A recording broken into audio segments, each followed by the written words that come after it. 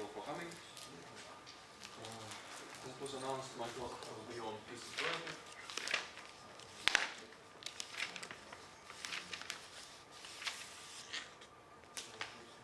Linear groups.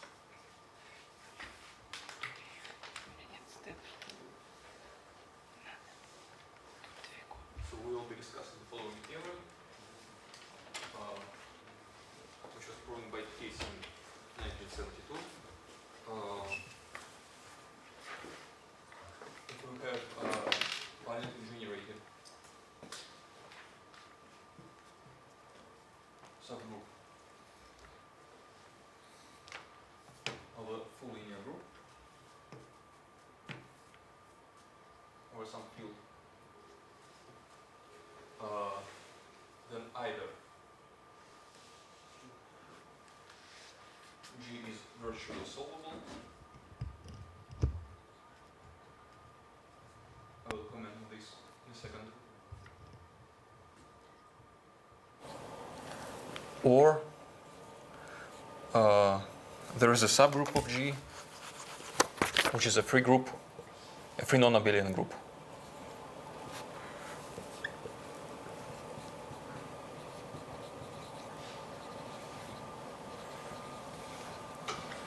Say it is generated by, well, at least two independent generators. Being virtually solvable means that it contains a solvable subgroup of finite index.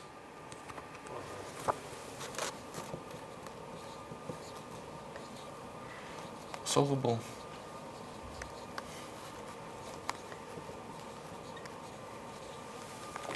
Okay, well, maybe a couple of remarks. Here, as I have mentioned, there is it holds for an arbitrary field, and these are proven it for arbitrary field. However, I will deviate from this proof in a couple of moments, and basically I will prove it for a field of characteristic 0, but I will point out at which moment I am working over characteristic 0. Also, the generated as finite generated as just a group. Just a group, yes. Algebraic group. No, just a group. Yes. Also, the classical reference is, of course, the paper of Tits, which is called Free Subgroups in Linear Groups. However, well, personally, I found it in at least some of its parts not particularly accessible. Some results are stated in much greater generality than we actually need. He also uses some theory implicitly. So I would, if anyone would want to really read the proof, I also can recommend a great essay by Matthew Twinton, which is simply called The Tits Alternative.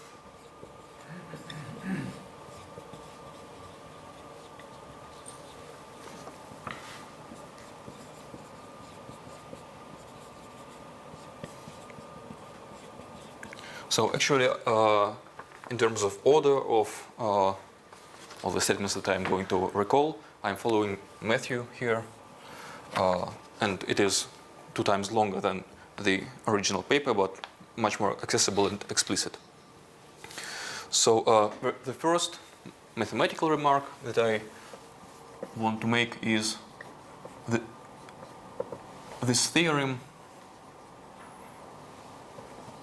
is indeed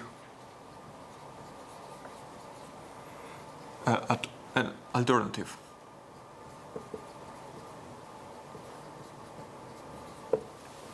So when I say either, it's, well, these two things cannot happen simultaneously. Well, it's quite easy to see, but let me give a short proof. Well, suppose that such G has a solvable subgroup and a free subgroup. So F will always mean free subgroup as solvable subgroup, and when I say free, I always mean non-abelian free. So Keep it. And also it's a useful remark you can write down that if you have F2, it's a usual notation for subgroup inclusion array. Write down F2. No, it's some value. Okay. Then it contains F3, it contains F4, and so on. No, other way around. This is obvious, but what I claim is this, we have given this inclusion. Well, sure, but okay. Sure. Okay.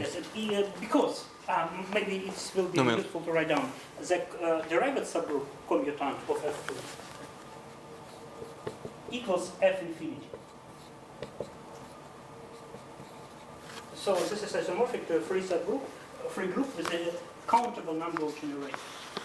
And that is why we have such inclusions. So we just may take a part of these generators. Is this the reason for these inclusions? But I mean, sure. This group is a free subgroup on 3 generators. Isn't it true that if we take just first 2 of them and generate a subgroup, that will be F2? No. This gives you opposite inclusion. But what I mean, if okay, sure. I get it. Mm-hmm. Wow, that's interesting. I didn't know that. Okay, suppose that we have such 2 groups. Let A and B. Is it pencil. Another pencil? Yes. Yes. If at some point someone can't read what I'm writing, please say it. Let A1 and A2 be generators of F2. Then I claim that for some of them, all of its powers are not contained in S.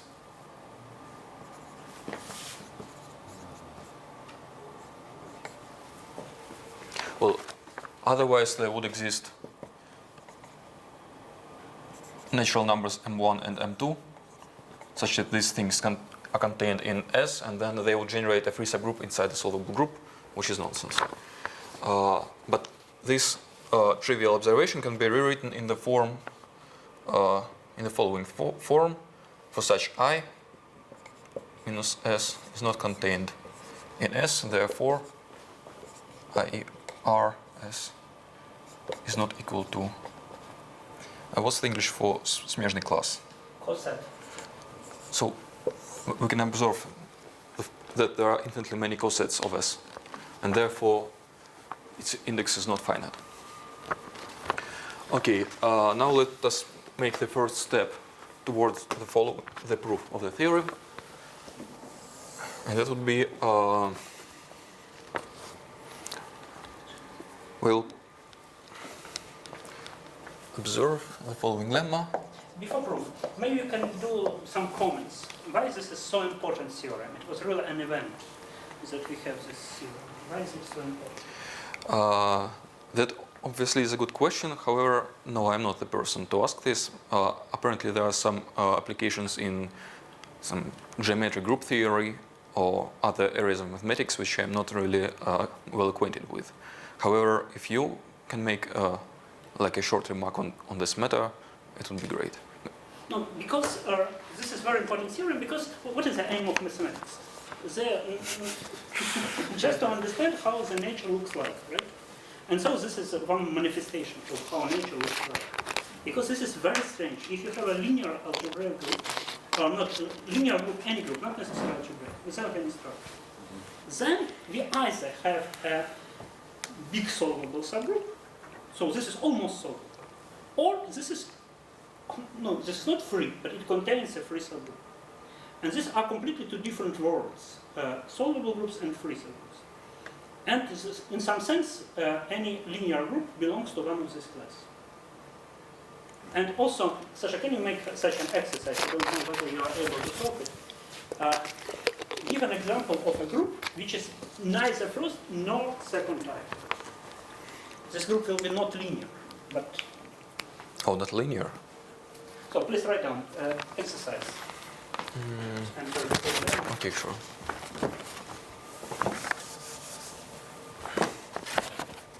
Give an example of a group G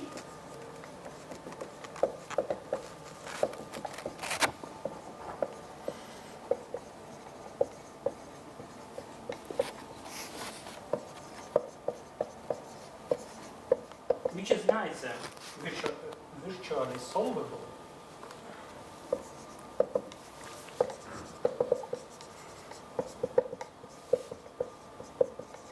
nor contains a free subgroup.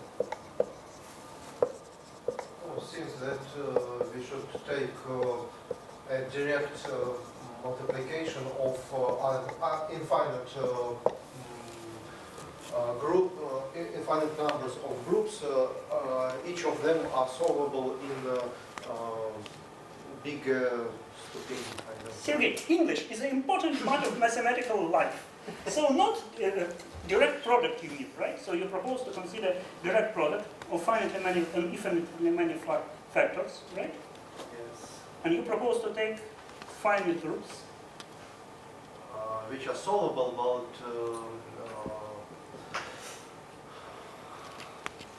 solvable in different degrees.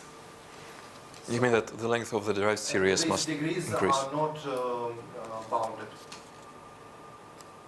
Maybe this is a good idea, right?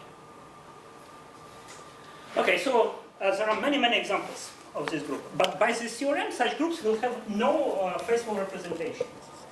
They are definitely not linear. For example, I'm sorry, we can take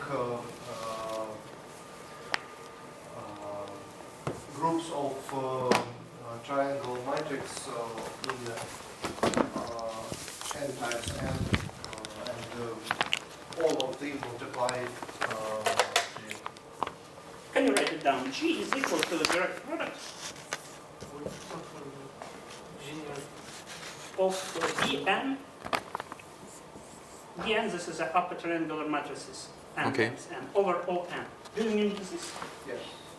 And why there is no free subgroup then? No. Because this is very similar to solvable. Okay, so let us leave this exercise for the next time. So please do it. Okay. So the first step would be the following lemma. Yeah, sure. Sorry. There is no free subgroup because each element goes to just finite multiplication, and it lies in solvable subgroup. So this is not direct product, but direct sum. Direct sum. Because there is a difference between direct product and direct sum. Okay, direct. But this group is not finitely generated. Yes. Oh. Yes. This is an example of finitely generation. Definitely it exists. Can one give an example of embedding of a non-abelian group in linear group? Oh, many examples. Take SL2. Yes. And take upper triangular and lower triangular matrices. And if I'm not mistaken, just one above and one downstairs. Maybe they will generate really.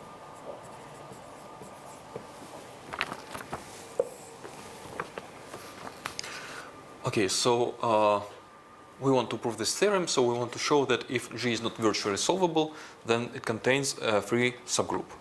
As I have mentioned, G was generated just as a group. No.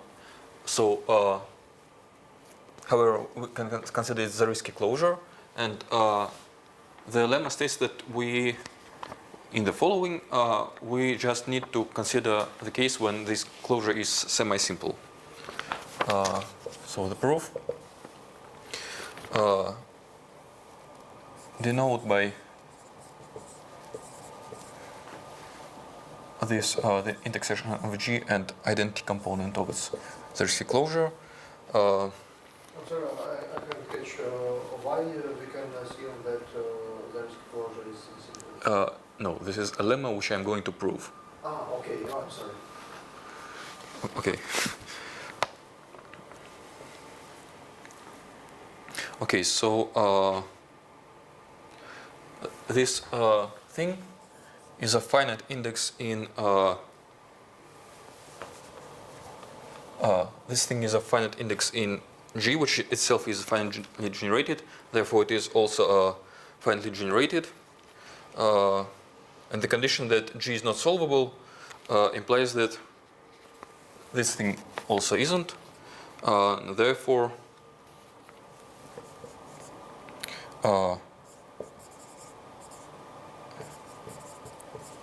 radical of this Zariski component is a proper subgroup. Let's call it R. So we can pass to the quotient. I'm very sorry. Yes. In the length above, 0 is just a natural component of all the group, or just the second G. There are two zeros here. Well, for two groups. One, this is honest algebraic group. The rest closed, and this is identity component of unit, and this is an intersection with initial G. Okay, the natural component of the intersection, or just of the second group and then intersect, or this is the same? No. G is an abstract group in some sense. It doesn't have any structure. But you can take the closure, and for closure it makes sense to take identity component. And by definition, you call identity component of the group G this intersection. Okay, and okay.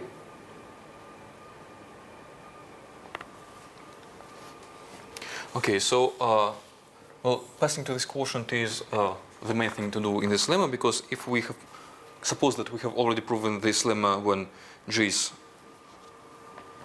well, suppose that we have proven that if the Zariski closure is semi-simple and G is not virtually solvable, then it has a free subgroup.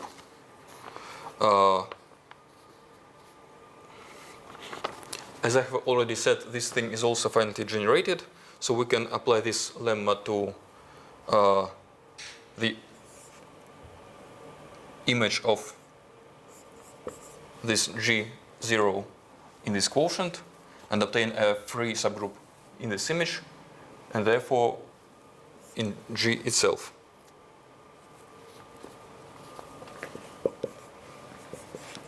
Just free image. For image of a free subgroup is automatically free.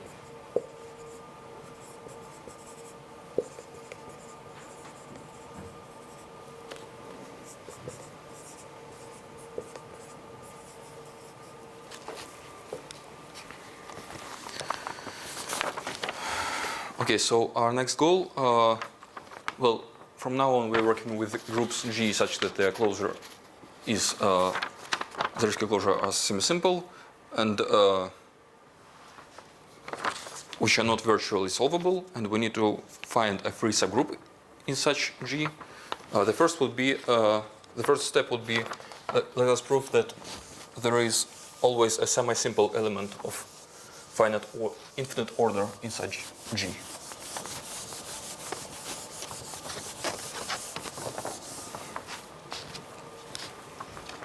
Sorry, and the opposite alternative is G0 divided by R is virtually solvable, and in this case, why G is virtually solvable? What part of? Are you referring to what I have just said, or to this lemma still? This lemma. Okay. Could you repeat the question, please? I catch that if this factor possesses an non-abelian free subgroup, then okay, G possesses a non-abelian free subgroup. Yes. And when it is virtually solvable, then? No, the logic is as follows. We consider G which is not virtually solvable. Because if it's virtually solvable, then the theorem is proved. Okay. If it is not virtually solvable, then we want to find a free subgroup in it. Okay. And this lemma tells us that we just need to consider the case of semi-simple Zariski closure. Because using this special case proven, we can easily, just by passing to the quotient by radical, prove the theorem, find a free subgroup in any G. But there is a difficulty with this. Certainly, what you are doing, this is only a sketch, because you omit some technical details. Yeah. Technical detail number 1. G0 has a finite index in G. This is clear for closures, but for this is not obviously clear. This is Isn't it? not clear at all. Okay, but this is exercise. Another exercise which you use. Subgroup of a finite index in a finitely generated group is finitely generated. Yes. Okay, this is also exercise. Yes, sure. But now I come to a part which I don't understand. Yes. Because you take a quotient group by radical, factor group by radical. Yes. And why is it again a linear group?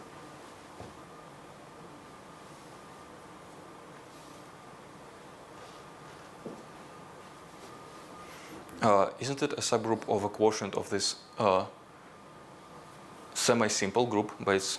Well, it is a quotient of some semi-simple group, isn't it? No, but not semi-simple. You mean this is a quotient of some linear algebraic group modulo normal subgroup. Yes. And in this case, you are still in this world of algebraic groups. I think so. Still linear algebraic Yes. groups. Okay, I see. And then you apply your assumptions that you have free subgroups. Okay. At the level of scheme, it is clear. Yes, I will definitely omit a lot of technical details and parts of proof, but let me just give the overview of a proof. So, proposition.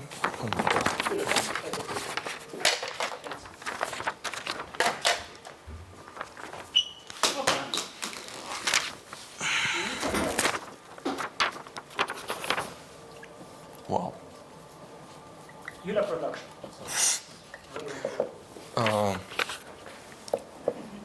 Let G be a linear, finitely generated group.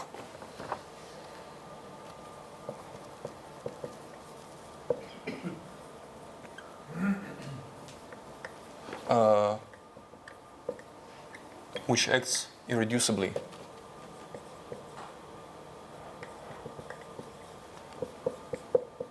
on this vector space, or the natural action on.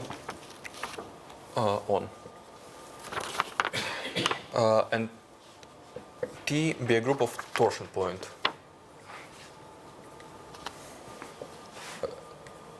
I mean, a group of elements of finite order.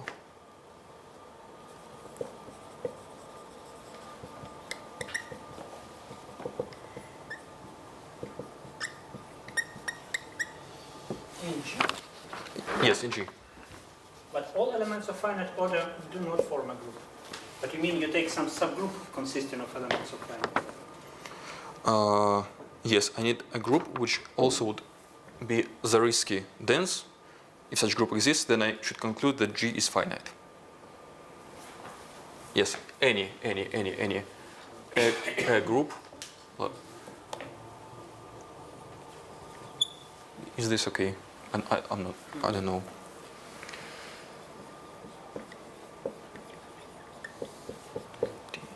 Is Zariski dense?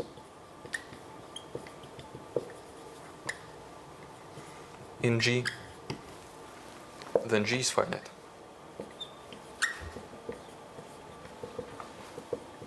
So I have said that we're going to prove that under some assumptions there is an element, a semi-simple element of an infinite order in our group. Well, this proposition tells us if that's not the case, then our group G must be finite, and so the theorem also holds.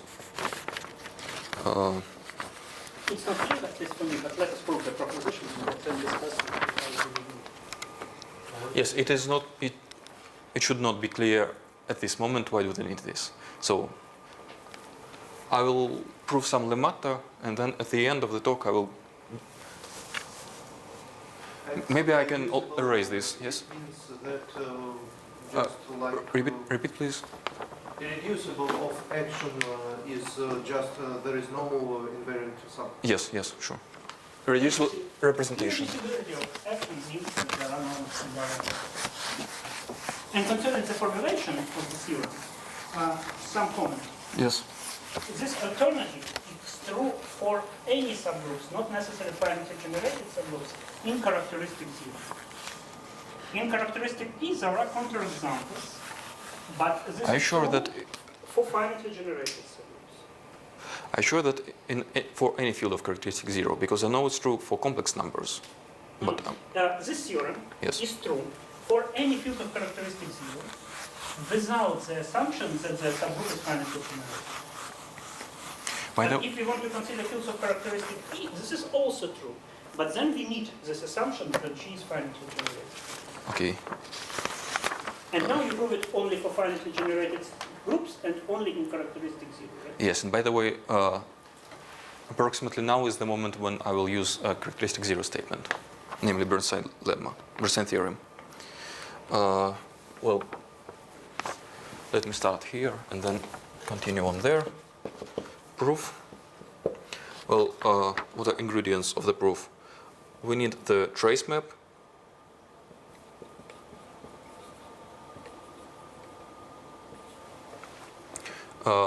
From our group to field K.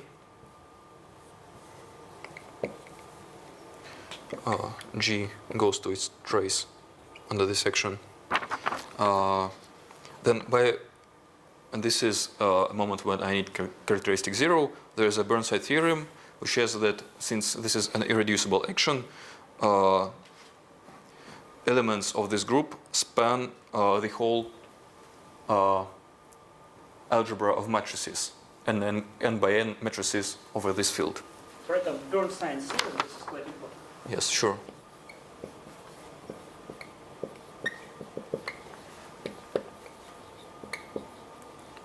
There exists a basis of the ring of the space matrices with this field. G1 Gn squared, where Eg belongs to our group.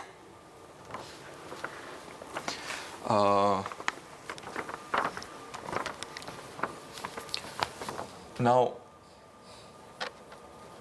we can choose, or maybe not choose,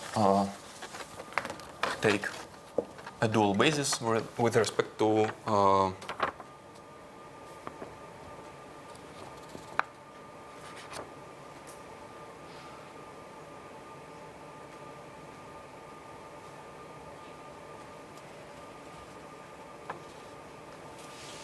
maybe I should comment concerning this. I don't know whether you know such a theorem, but this is a classical theorem, and it says when you have a finite collection of matrices, when do they generate the algebra of matrices as associative algebra? Burnside theorem says that they generate if and only if these matrices don't have common invariant subspaces. Now consider the following bilinear form.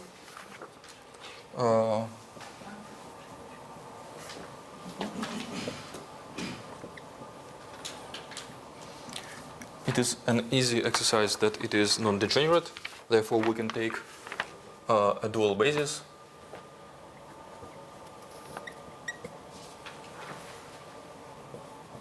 To the one that we chose earlier. And then we have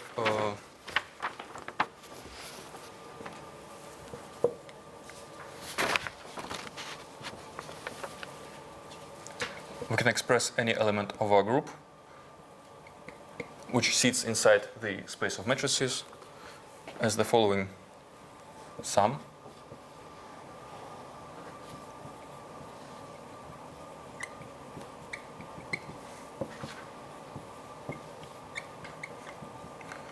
So what we need to show is that it is enough to show that the trace of our whole group is finite, given that there is a dense subgroup consisting of elements of finite order.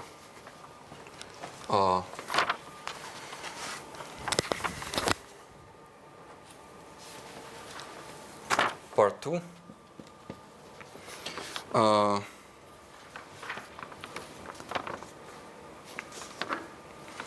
So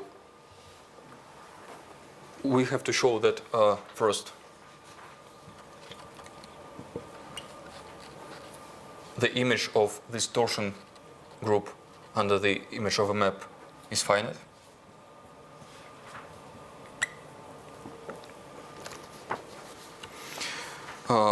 Well, to do this, here we need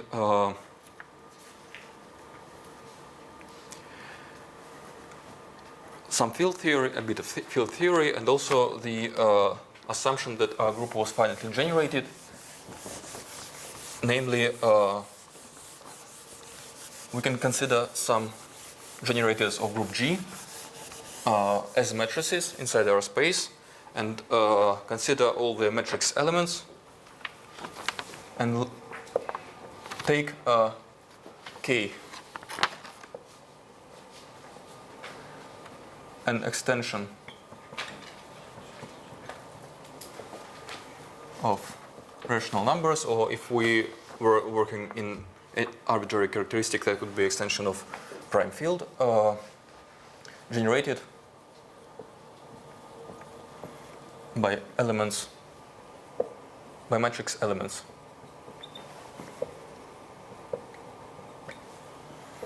of generators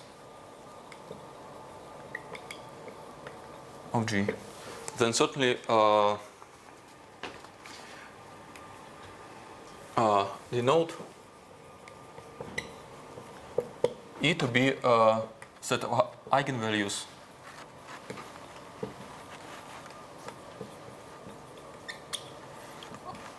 of these elements of this torsion group. So definitely this belongs to this field. Also, each element of this E satisfies some equation of degree n, namely the characteristic equation of corresponding matrices. And it is a theorem that we are going to use for a finite extension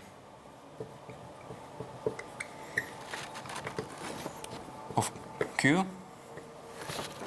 There are finitely many roots of unity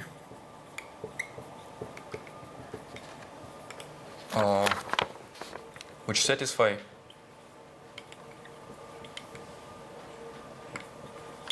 equations of degree n. Therefore, this set E is finite, but this set, the image of torsion group under the trace map, definitely belongs to a sum of this E, by which I mean a set of sums lambda n, lambda eta belongs to E. Therefore, it is also finite. And finally, to prove the proposition, we note that since this thing is finite and zeristically closed in our field, there's also, we know that polynomial function. Therefore, this set is closed, pre-image of a closed set, but torsion group was dense in G. Therefore,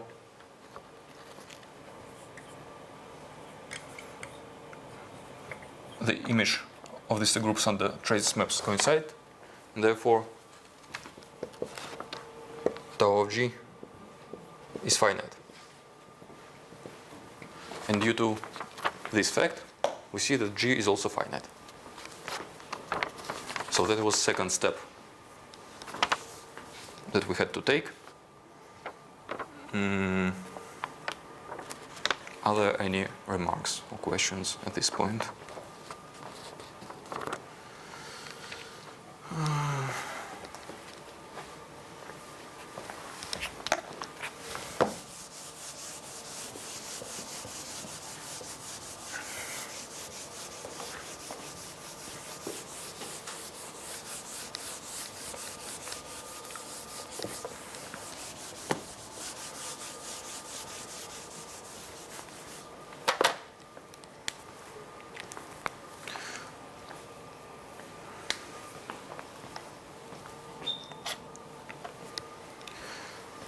Okay.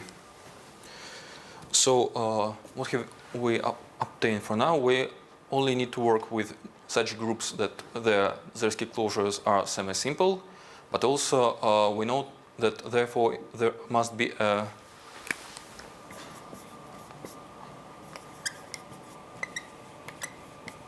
semi-simple element Inside of G? inside of G, which has infinite order. Why? Just a bit. Because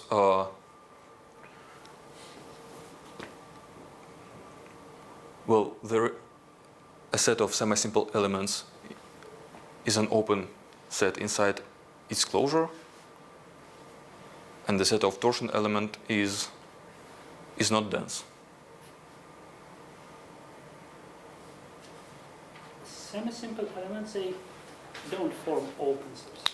Inside the closure of G, which is a semi-simple linear group, Maybe they contain open subset, but they are not. they contain, yes, sure.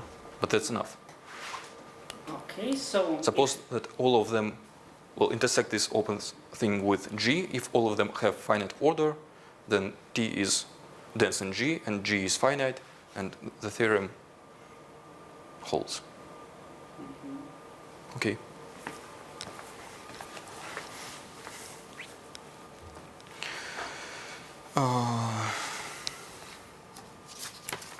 So let me now. We have obtained some conditions with which we can.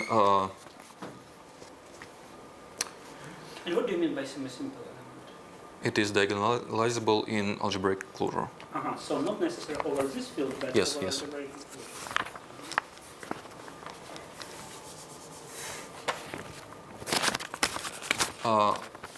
We have realized that we can also предполагать, Suppose, assume some extra conditions on G, on its closure and existence of some very special element in it.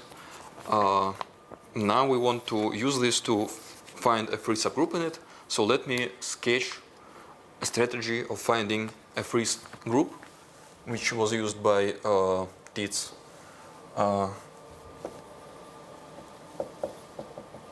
I've come across some sources where it is called the ping-pong strategy. This is a term from Tits paper. No, it is not. So for now we will. Well, this itself is a very concise, purely group theoretic statement about how to find a free subgroup if we have some group G which acts on subset X and two elements of this group which satisfy some very special condition. So we have this set, big set X. Suppose that there are subsets called A1.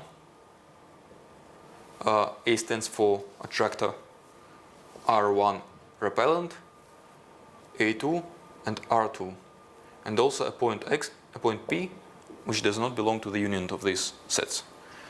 So what do I mean by attractor and repellent?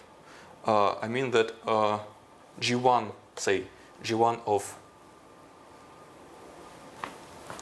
let me denote by Y the union of all these sets and the point. G1 of Y belongs to A1. So G1 puts everything here inside A1. G1 inverse puts everything inside R1, repellent. And the same for G2. Then G1 and G2 generate F2. This is quite trivial because to say this is the same as to say that any words in G1, G2 and the inverses is not the identity inside our group, but any word does not act trivially on this X. Because if we consider orbit of this point, then it will be jumping between these sets, which is why the name. So, so they generate a free group. So the picture should be, as you write, this A and R and T, they should be disjoint. Disjoint, yes. Clear. This is a very clever level. How to prove that two elements are independent, they generate a free subgroup. But it's difficult to imagine how can we realize it. Will we see this? Yes, sure. Yes, in our case, we will not use just any action of our group on some set. We will use an action of our group on the projectivization of certain irreducible representation.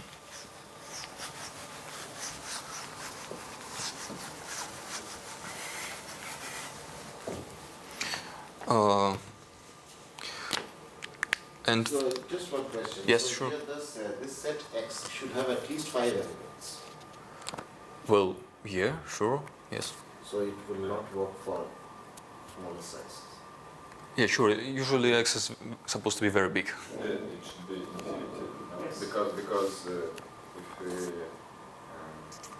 take some automorphisms of X such that we put all into A1, we should suppose that A1 is infinity. Yes, because if you want to have such a conclusion, bigger set under the bijection, the image of bigger set can be contained in a smaller set if and only if all the sets are infinite. Otherwise, this is impossible. Yeah. And English, I have a question. This is a specific language called Russian English. Is it understandable? Yes. Yes? Okay. So can you repeat this? How by this strategy you can prove that G1 and G2 generate free image? Yeah, sure. We're going to find some representation of our group, pass to it projectivization, and then these sets will be neighborhoods with respect to some metric, well, some subsets of projective space. So what? Then we're going to construct such two elements, and then which acts in this way, and why does it imply that they generate a free subgroup? Because to say that the subgroup that they generate is free means that if we have any word in these letters and the inverses, M1, G2, M2, and so on, with these some integers, this is not equal to identity inside this group. But we will show, but this shows that this word acts non-trivially on this set, so it cannot be identity in G itself. On the set or on the point P? Well, on the point P, therefore on the set.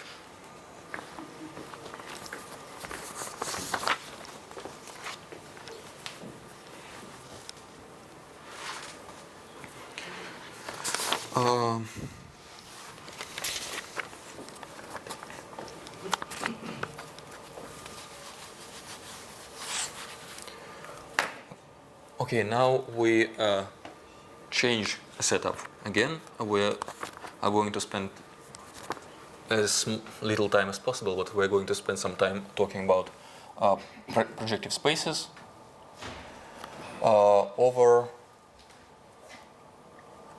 locally compact fields.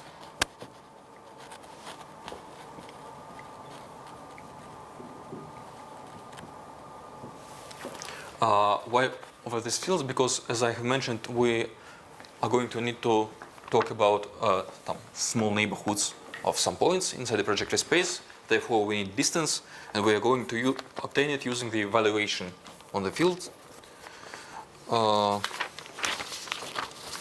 So there is quite an extensive lemma. Well, let me just briefly talk. Well, we have this field, we have a valuation on it. We can think that k is rational numbers or complex number, that then we know what this valuation is, or it can be some field of p-adic numbers, for example. Then we want to introduce distances. Well, first of all, what Tits does is well, the following text are not lemmas, propositions, or something. Let us just introduce some language. I'm sorry, Yes. Sasha, but something is wrong. Can you Yeah, use sure. pencil? Let us take G1 and then G1 inverse and apply it to A1. So we will have that this is in A1 and then this is in R1. But this is identity. So I1 is contained in R1 contradiction. Absolutely. G1 and G2 inverse.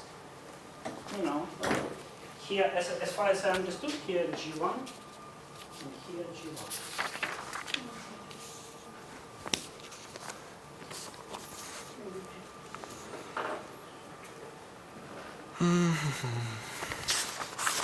Let me check with the source.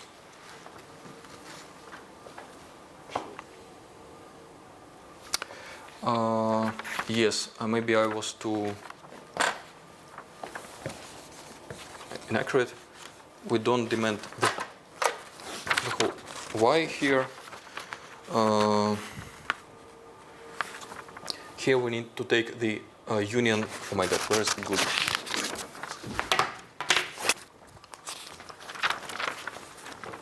Here we need to take a union of A2 and R2 and X And P. and P. And here, well, probably also the same thing, yes.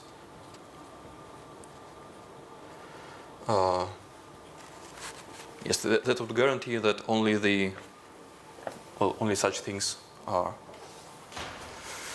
сокращаются. Can be cancelled. Can be cancelled, yes. That should be right. Wait, and G2 is Yes, well, for G2, you should inverse all the indices. So G2, 2 here and 1 here.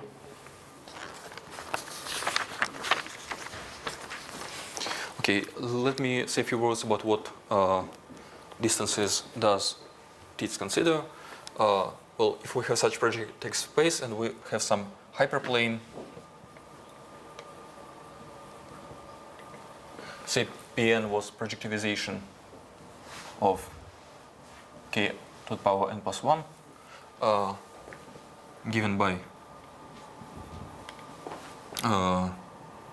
condition that the first coordinate is not equal to 0.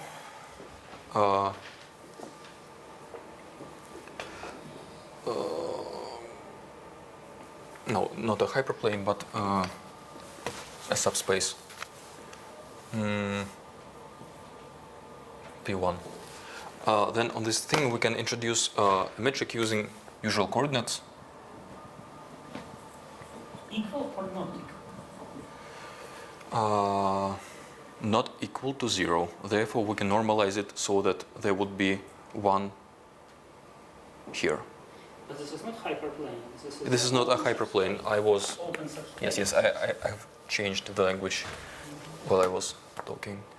Fine chart, it's called. Yes.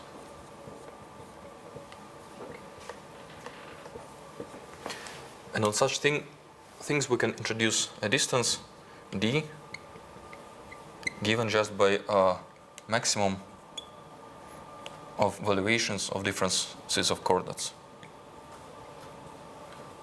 So these are some natural distances on some subspaces inside projective space to consider.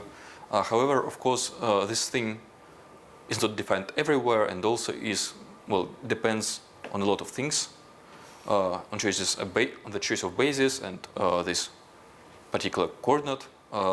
So what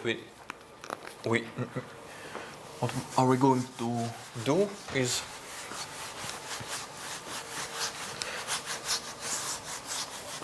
we're going to give a definition from the Tits papers, an admissible metric, say D on the projective space, is let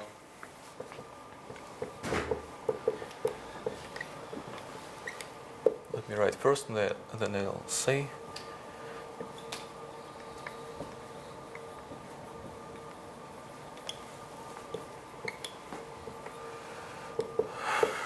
let me call this DI.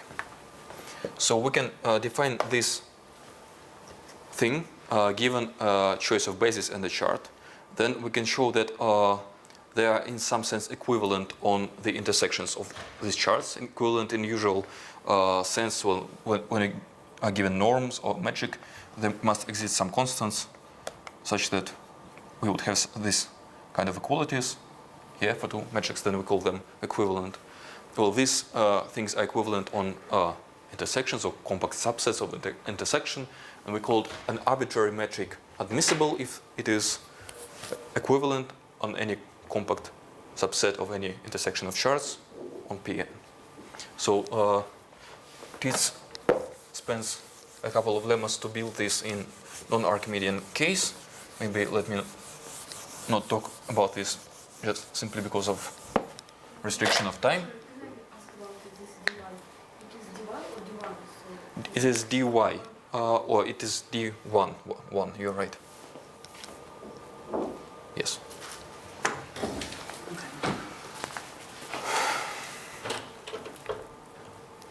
Okay, I have miscalculated the length of the talk. Still, and why do we need these metrics? Simply to define a norm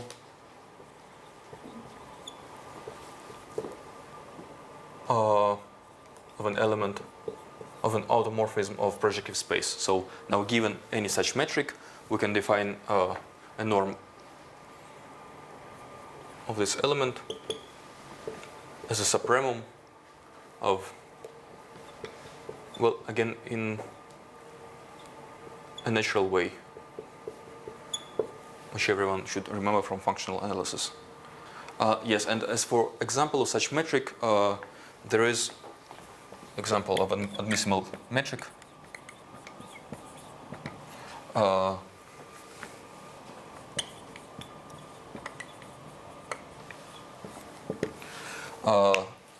There is a so-called chord metric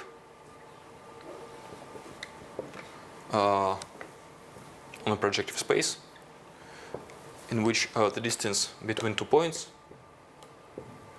is equal to infimum, I believe, yes, infimum of distances of representatives of these points inside the vector space, with condition that these things should have norm 1. There is also an explicit, some explicit expression which gives the same metric, but let me not write it down. The point is that there are some rather natural examples of such metrics. Okay, great.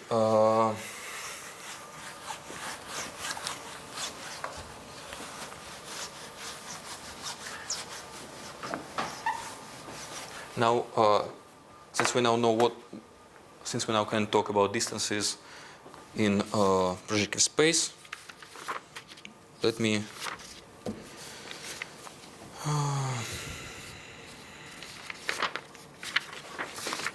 yes, as I have mentioned, we are going to apply this thing in cases when,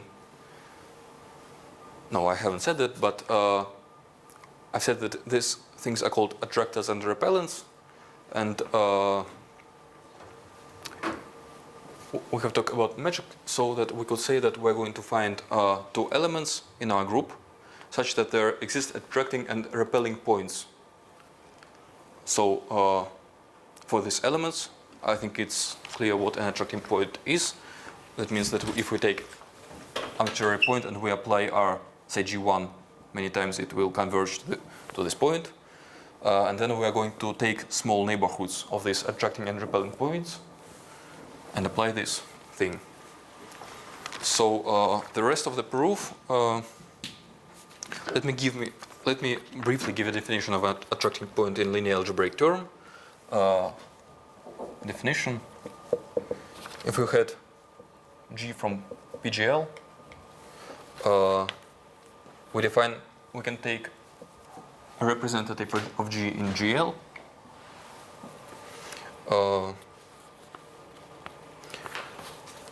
Say that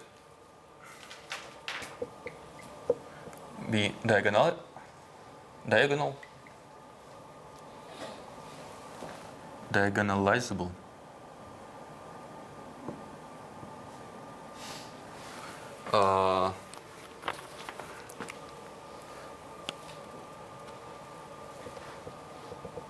And lambda its eigenvalues,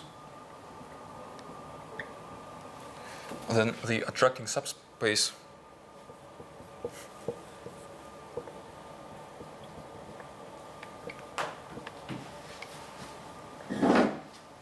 of this element is a kernel of the following operator. Well, basically, it is a space generated by eigenvectors for eigenvalues of maximal valuation.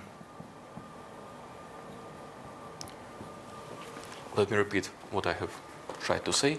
We take an element of PGL, not an arbitrary one, but the one for which its representatives are diagonalizable. We take its eigenvalues. Some of them have maximal valuation, and attracting space is the space spanned by vectors for which this valuation is maximal. Well, it's natural. There's also a complementary.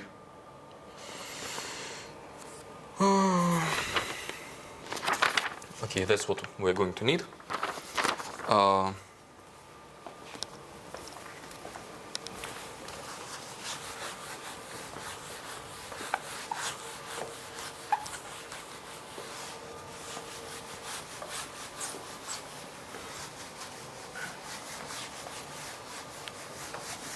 So in general, this is some subspace of arbitrary dimension.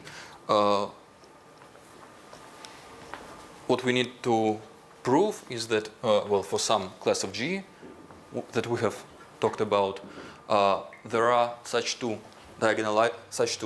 elements in our group that have attracting and repelling subspaces. A repelling subspace is attracting subspace of an inverse element. Attracting and repelling subspaces which are just points. If they are just points, we can take the neighborhoods.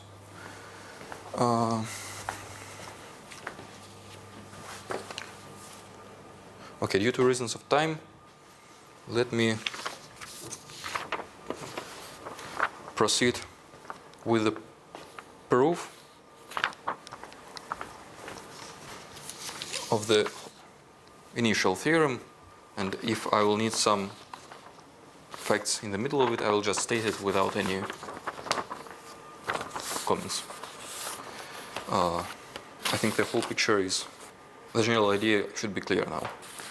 So, proof of Theorem One.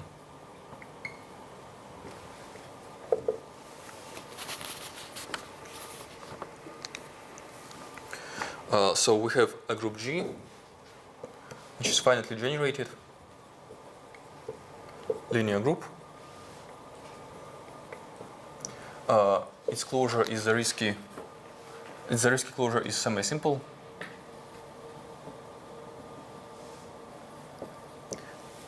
We need to find a free subgroup.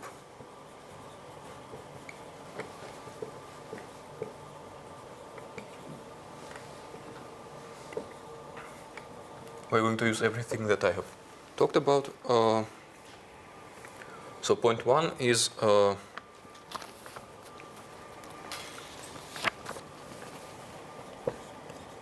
again, I'm skipping some proofs, but due to some representation theoretic considerations, we can consider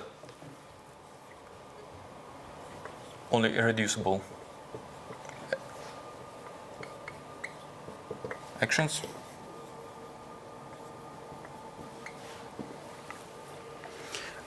Then there is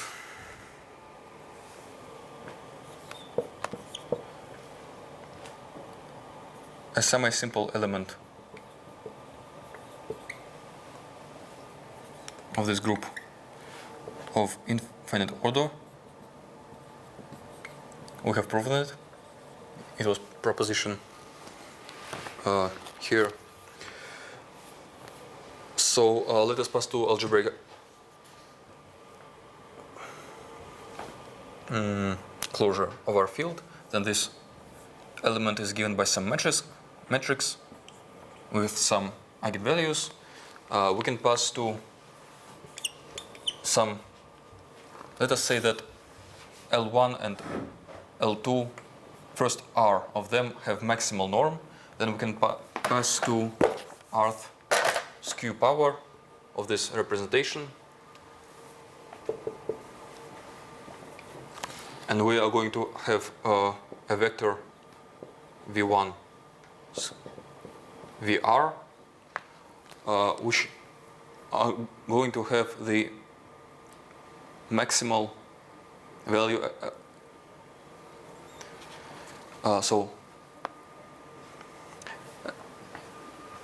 we have defined attracting subspace, and as space generated by these first vectors is an attracting subspace, but we need to talk about attracting points. So we pass to skew symmetric power, and the wedge product of these vectors become the only one the only one eigenvector with the biggest value, namely, well, so we have constructed a representation with an attracting point in projectivization.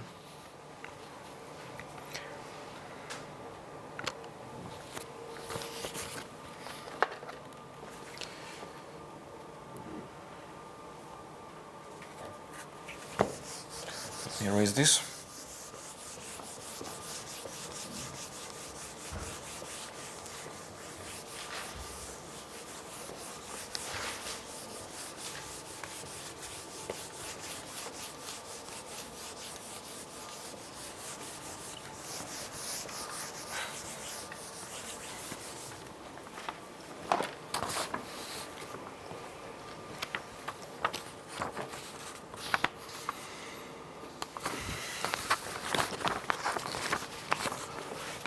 Okay, now I'm going to state without any proofs two lemmas as they are stated in Tits, and then the theorem will follow immediately.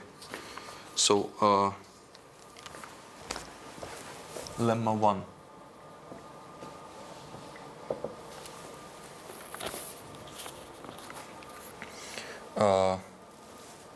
K locally compact.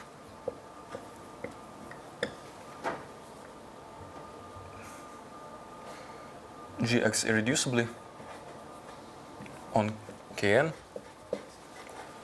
G possesses diagonalizable element with an attracting point.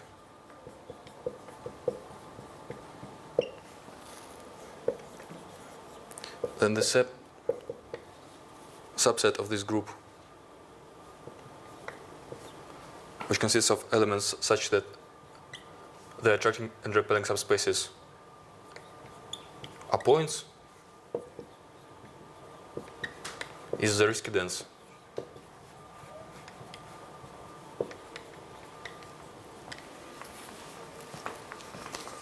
In particular, if we have proven that for our G such set is the risky dense,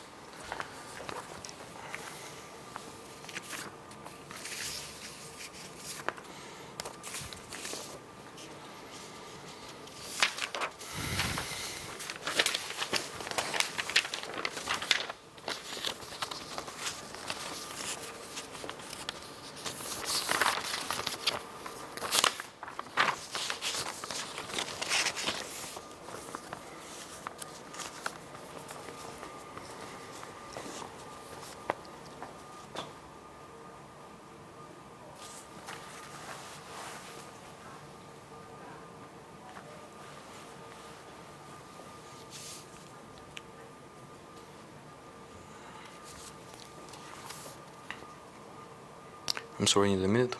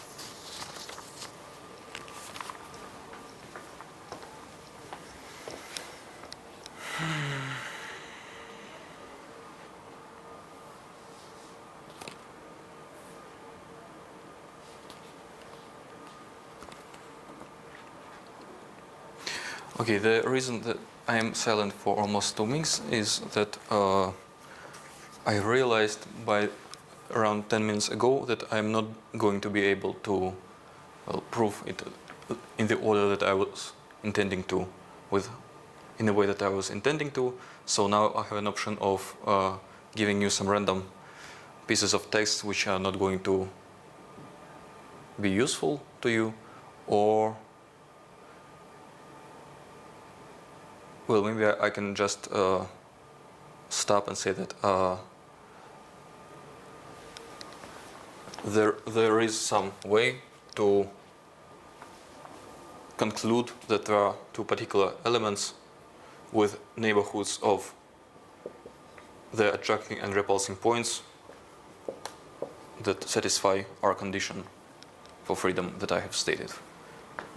Maybe just not to waste anyone's time. I apologize sincerely for this. Could you use the previous levels, yes, but we can't understand two. Well, I have proven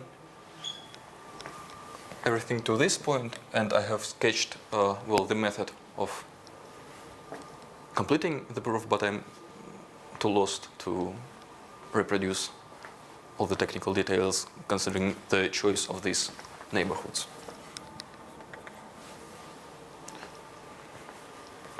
Again, I apologize, but maybe it's better than spending any more time. We have 15 minutes left anyway.